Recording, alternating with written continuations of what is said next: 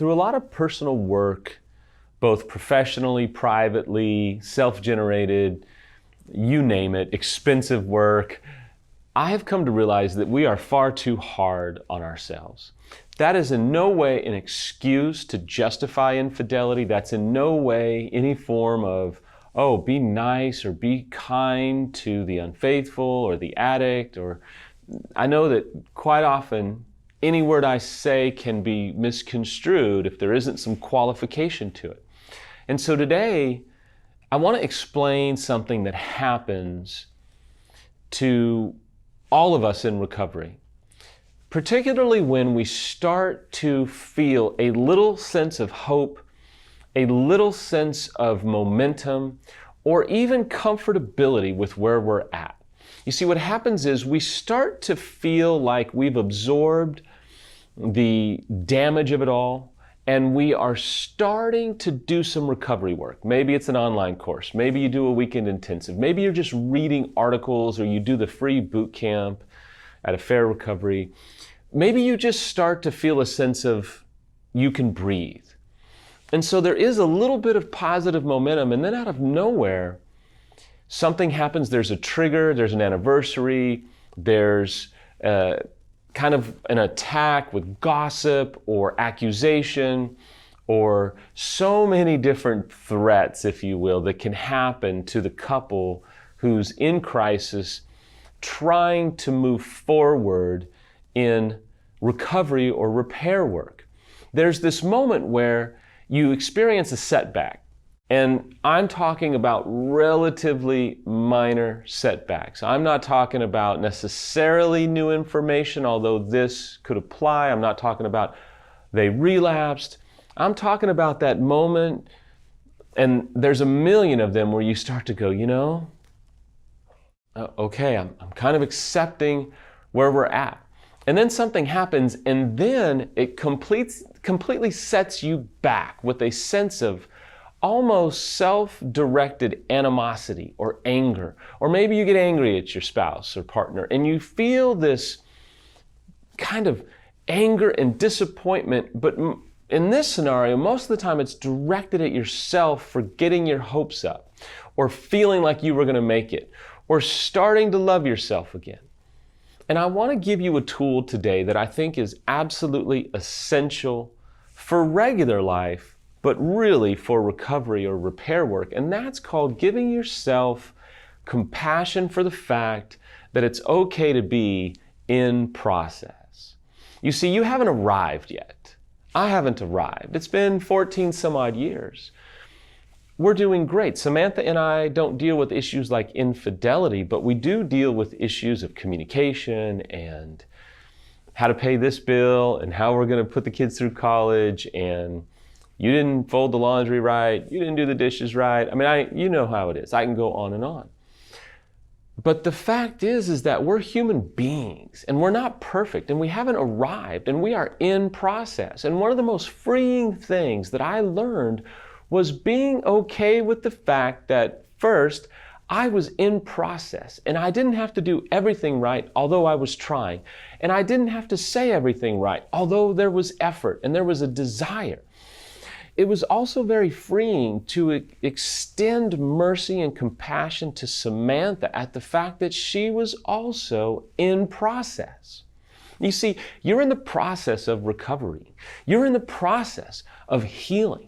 And it's wonderfully freeing to get rid of the unrealistic standard for you to have all the right answers and have all the right reactions and react perfectly and communicate perfectly and fight perfectly about triggers, and how I'm really struggling today because I'm having flashbacks of all of your affairs and what you did with the affair partner. And I just want to communicate to you perfectly that I'm struggling today, and I would appreciate your compassion, your empathy, a little bit of distance. If you'd make dinner, maybe get me some coffee, and if you would just listen to me while I vent. And I'm going to probably rage today at maybe 2 o'clock Central, and then maybe again at 4 Central, and then I'm going to really bottom out at 9:30 Central, so I'd like you to be there for when that happens. I mean, we sometimes think that that's how we're going to be able to mechanically respond to the crisis called infidelity. I'm sorry. It does not work that way. And anybody that is holding you to that standard is either, number one, kind of detached from reality. Number two, has never been through it before themselves personally. Number three, may be someone who's trying to manipulate you to go easy on them for their struggles. My friends, being in process is normal. It is acceptable. It is essential.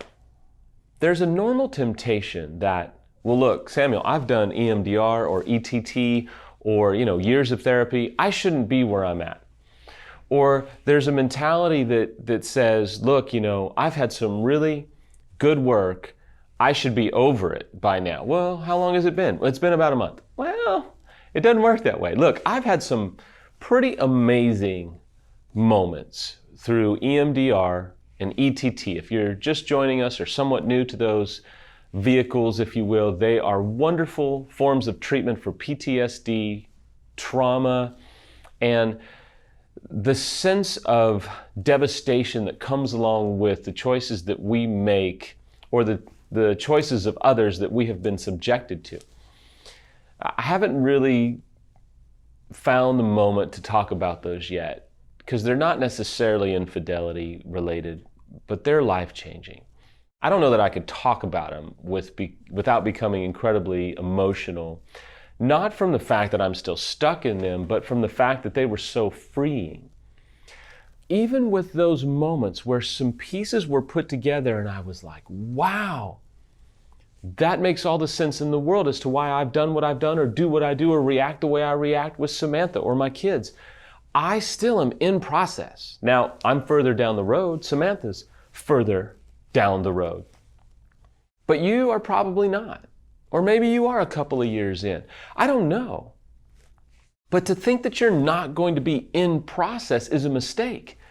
I really want to just appeal to you today. Give yourself mercy at the fact that you're in process. Stop expecting yourself to be so far down the road when in reality it's just not likely. You're holding yourself up to a standard that's just unrealistic and unattainable, and it's only going to cause more self-hate or resentment, and that's the last thing that you need. Now that is not an excuse for you as an unfaithful or for you as a betrayed to justify behavior that's uncalled for, like tormenting, shaming, harassing, certainly physical violence or threats. None of that is able to be justified or excused. That is not in process. It just shows that you're not in the process of true recovery work when you're continuing to justify your actions and minimize your actions and make excuses for things that really shouldn't be just excused, but maybe should be owned. You see, in process is the ability to say, you know what? I can extend mercy to Samantha because she hasn't arrived yet. She's in the process of growing and changing, and I see effort, and I see dedication, and I see a desire to want to get healthy. I have to allow for the fact that she's in process. And Samantha, the true angel of this world, to live with this guy and be married to him for 23 some odd years, she has learned how to be understanding and respectful of the fact that I'm in process.